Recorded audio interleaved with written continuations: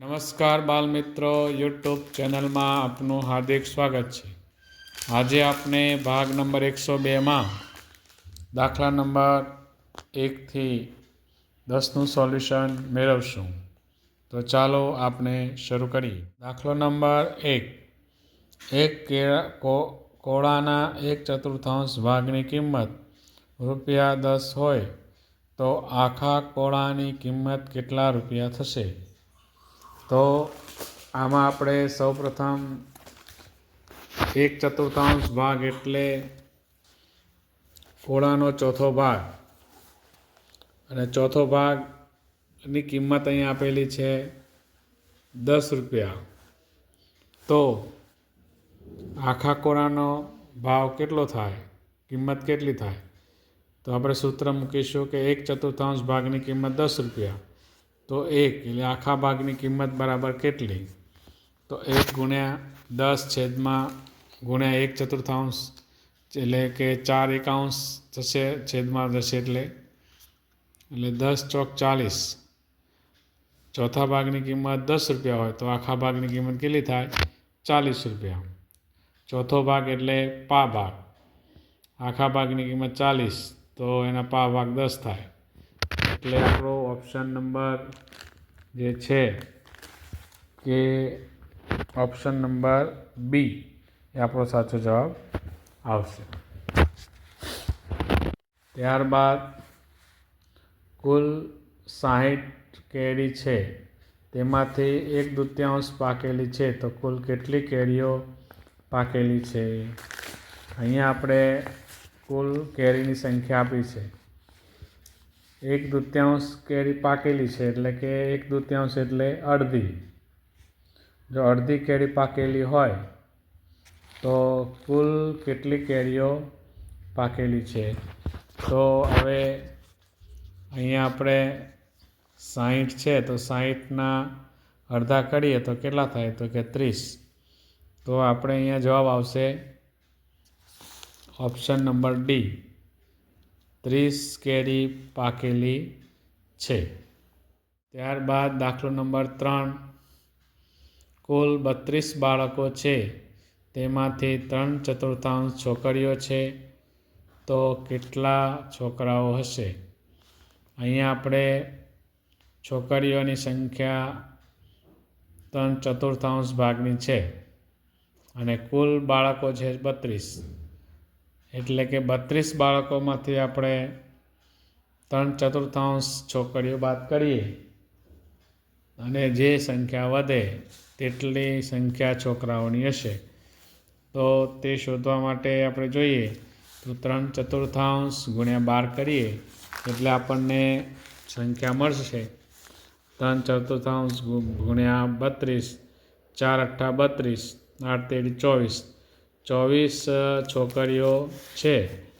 તો હવે પ્રશ્ન એ છે કે છોકરાઓ કેટલા હશે? તો કુલ બાળકો 32 છે, 32માંથી 24 બાદ કરીશું આપણે, એટલે કુલ બાળકોમાંથી છોકરીઓ બાદ કરીએ, 32માંથી 24 જાય તો 8 છોકરાઓ જે છે તે હશે. બરાબર, એટલે આપણો જવાબ નંબર ઓપ્શન નંબર 8 સી એ આપણો સાચો જવાબ. 8 એટલે ઓપ્શન નંબર એ આપણો સાચો જવાબ છે. ત્યારબાદ દાખલો નંબર 4. કુલ 20 તારાઓ છે, તેમાંથી 5મા ભાગના લાલ તારાઓ છે, તો કુલ તારાઓની સંખ્યા જણાવો. હવે કુલ તારાઓની સંખ્યા 20 છે, હવે એના 5મા ભાગના લાલ છે, તો લાલ તારાઓની સંખ્યા જણાવો. તો કુલ તારાઓની સાથે એના 5મા ભાગના તારા આપણે શોધવા પડે. તો 20 ગુણ્યા 1/5 કરીએ એટલે 5મો ભાગ કરીએ 20નો તો 4 તારાઓ આવશે, 4 × 5 = 20. એટલે આપણો ઓપ્શન નંબર એ એટલે આપણો સાચો જવાબ આવશે. ત્યારબાદ દાખલો નંબર 5. એક છાત્રાલયમાં 240 રૂમ છે, એમાંથી 3/4 ભાગ માં વિદ્યાર્થીઓ રહે છે, તો કેટલા વિદ્યાર્થીઓ છાત્રાલયની રૂમમાં નથી રહેતા? એટલે અહીંયા પ્રશ્ન એ છે કે છાત્રાલયની અંદર 240 રૂમ છે, તો એમાંથી 3/4 ભાગના બાળકો વિદ્યાર્થીઓ રહે છે, તો કેટલા વિદ્યાર્થી છાત્રાલયની રૂમમાં નથી રહેતા તે આપણે શોધવાનું છે. તો તે માટે સૌપ્રથમ આપણે કુલ વિદ્યાર્થીઓ જે છે તેમાંથી 3/4 ભાગના બાળકો આપણે શોધવા પડે પહેલાં. તો 4 × 6 = 24 એટલે 240 ભાગ્યા 4 કરીએ તો 60 આવે. 6 તેરીને 18. 180 વિદ્યાર્થીઓ જે છે તે રૂમમાં રહે છે. તો રૂમમાં રહે છે તો કેટલા વિદ્યાર્થીઓ છાત્રાલયમાં રહેતા નથી? તો કુલ રૂમ છે 240, એમાંથી 180 રહે છે. 240માંથી 180 જાય તો 60. તો 60 વિદ્યાર્થીઓ એવા છે કે જે છાત્રાલયમાં રહેતા નથી. ત્યારબાદ દાખલો નંબર 6. કવિતા પાસે 8 ભમરડા છે, તેમાંથી 2 ભમરડા વાદળી રંગના છે, તો વાદળી રંગના ભમરડાને અપૂર્ણાંકમાં દર્શાવો. તો આપણે અહીંયા ભમરડાની સંખ્યા આપી છે અને બીજા ભાગના ભમરડા છે તે વાદળી રંગવાળા છે. તો હવે એ ભમરડાને આપણે અપૂર્ણાંકમાં દર્શાવવાના છે. તો કુલ ભમરડા 8, વાદળી રંગના છે 2, એટલે 8માંથી 2. તો આપણે 2 અષ્ટમાંશ એટલે કેટલા વાદળી? તો કે 1/4 એટલે 4 આવે એટલે ઉપર 1. એટલે અપૂર્ણાંકમાં આપણે કઈ રીતના દર્શાવશું? તો કે 1/4 ભાગના ભમરડા જે છે તે વાદળી રંગના છે. ત્યારબાદ દાખલો નંબર 7.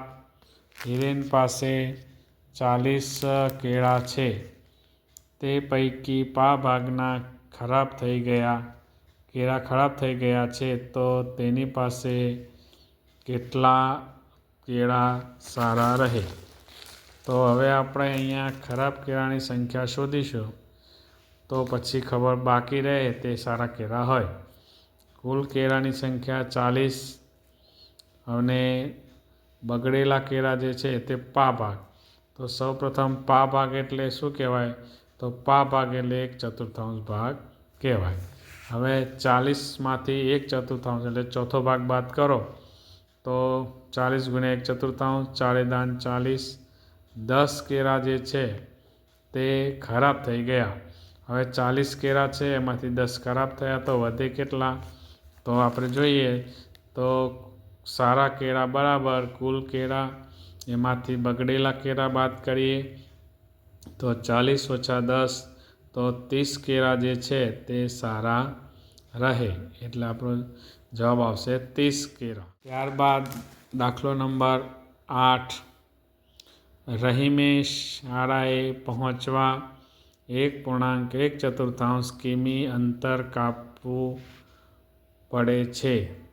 તેને શાળા જવા અને ત્યાંથી પરત આવવા માટે કુલ કેટલું અંતર કાપવું પડે?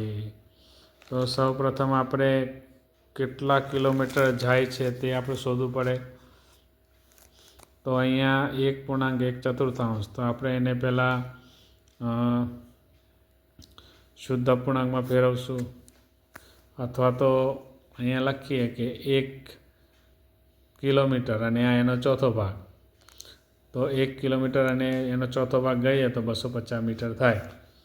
તો 1 કિલોમીટરને 250 મીટર જવા માટે એટલો જ સમય પાછા આવે એટલા કિલોમીટર થાય. કુલ આપણે જોઈએ તો 2 કિલોમીટર અને 2/4 એટલે 2.14 કિલોમીટર અંતર એને કાપવું પડે. ત્યારબાદ દાખલો નંબર 9. નીચેના 4 અપૂર્ણાંકો પૈકી ત્રણની કિંમત સમાન છે તો કયો અપૂર્ણાંક જુદો પડે છે? તો અહીંયા આપણે સૌપ્રથમ જોઈએ 3/4, 9/12, 4/3 અને 12/16. હવે આપણે જેને એને છેદ ઉડાડીને જ્યારે જોઈશું અતિ સંક્ષિપ્ત રૂપ આપીએ પછી ખબર પડે. તો અહીંયા 3/4 છે, અહીંયા છેદ ઉડાડ્યા પછી 3/4, અહીંયા 4/3, અહીંયા 3/4. તો જુદો કયો અપૂર્ણાંક પડે છે? તો સી 4/3 અપૂર્ણાંક જે છે તે જુદો પડે છે. બાદ દાખલો નંબર 10, આપેલ અપૂર્ણાંક માટે તેનો સમતુલ્ય અપૂર્ણાંક બનાવો. એટલે કે સમચ્છેદી અપૂર્ણાંક બનાવવાનો છે. એ માટે શું કરવું પડશે અહીંયા? તો કે જેના છેદ સરખા કરવા પડે. તો અહીંયા આપણે જોઈએ તો 3 છે, અહીંયા 9 છે. તો 3×9, તો 8ને પણ 3 વડે ગુણીશું તો 8×3 = 24. તો અહીંયા આ પ્રમાણે મૂકતા જવાબ આપણો આવશે 9/24. તો ખાનાની અંદર 3 આવશે. તો કયો અપૂર્ણાંક જે છે મૂકીએ તો સમતુલ્ય થાય? તો અહીંયા 3 મૂકીશું તો આપણને સાચો જવાબ મળશે. 8×3 = 24 એટલે 3. બાલ મિત્રો, આજે આપણે ભાગ નંબર 102માં દાખલા નંબર 1થી 10નું સોલ્યુશન મેળવ્યું. હવે ભાગ નંબર 103માં આપણે 11થી આગળના દાખલાનું સોલ્યુશન મેળવશું. નમસ્કાર.